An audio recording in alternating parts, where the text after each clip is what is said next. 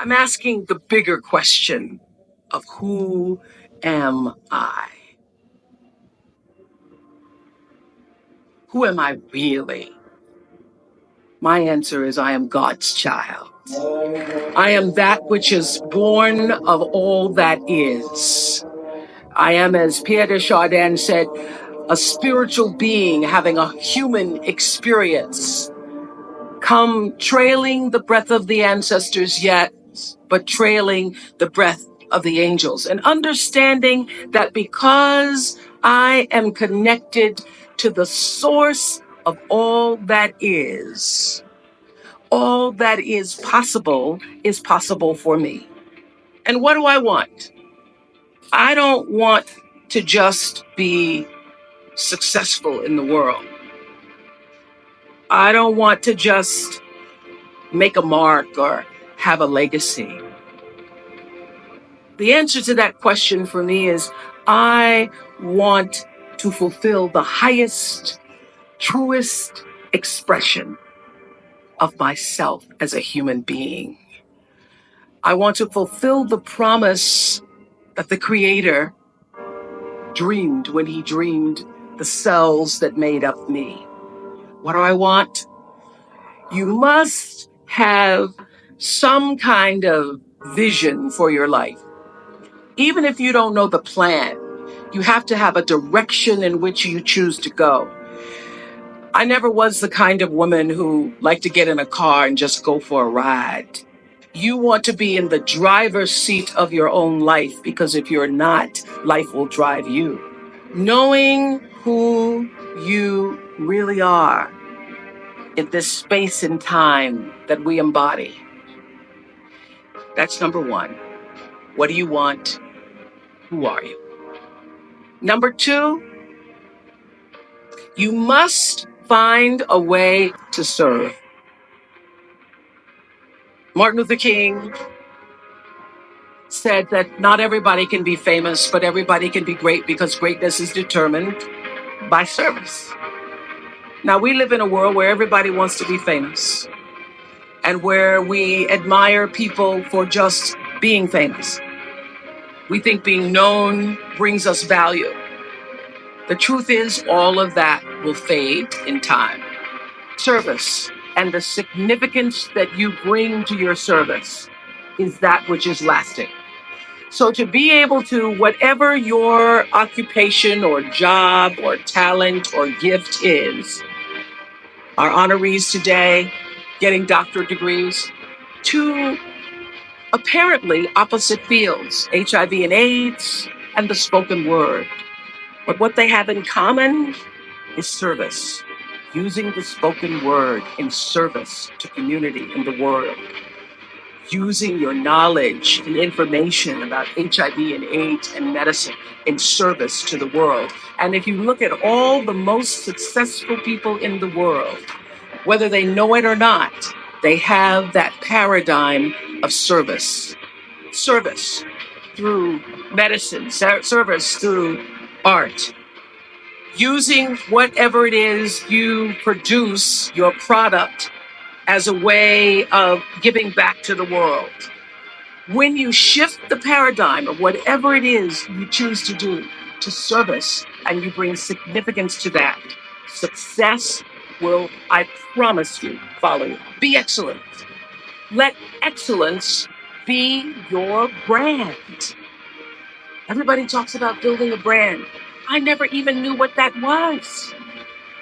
When people say, you're a brand, I would say, no, I'm just Oprah.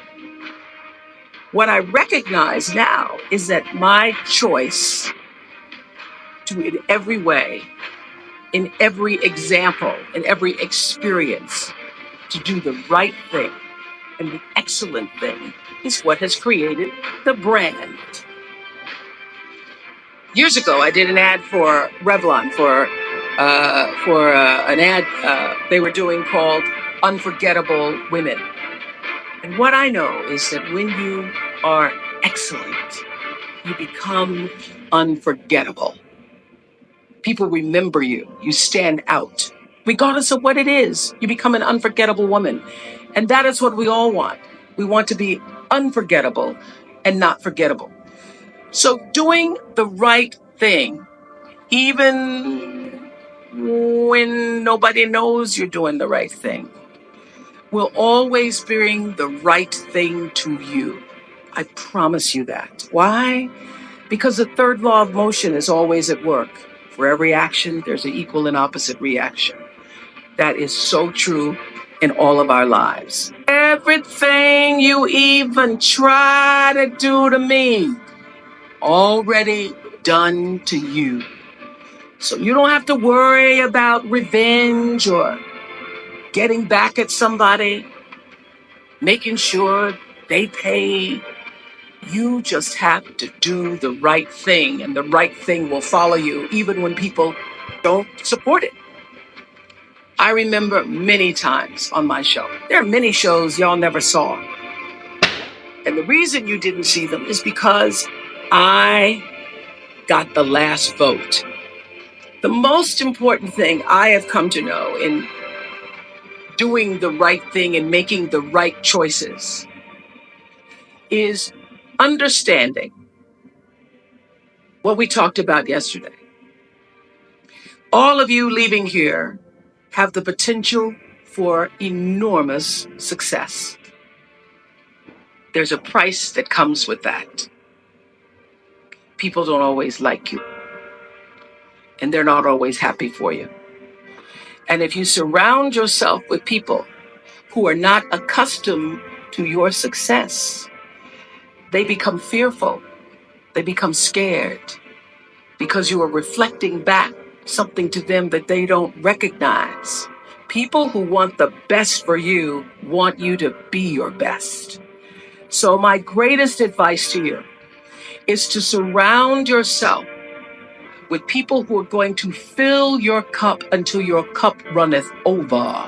I'm so full, my cup runneth over.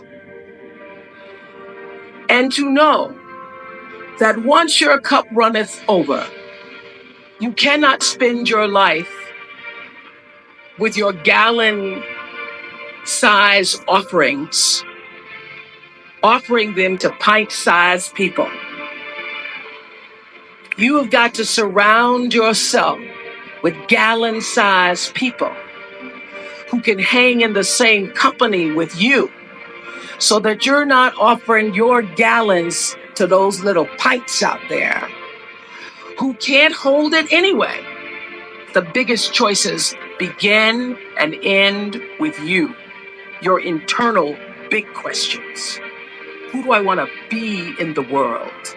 My relationship to source energy, to all that is God. Your experience of that which is all life, which is divine and universal. Being connected and aligned with that. When you are tuned in and charged into that, whenever you feel empty, you go inside yourself and you connect to the source, and you know that all things are possible.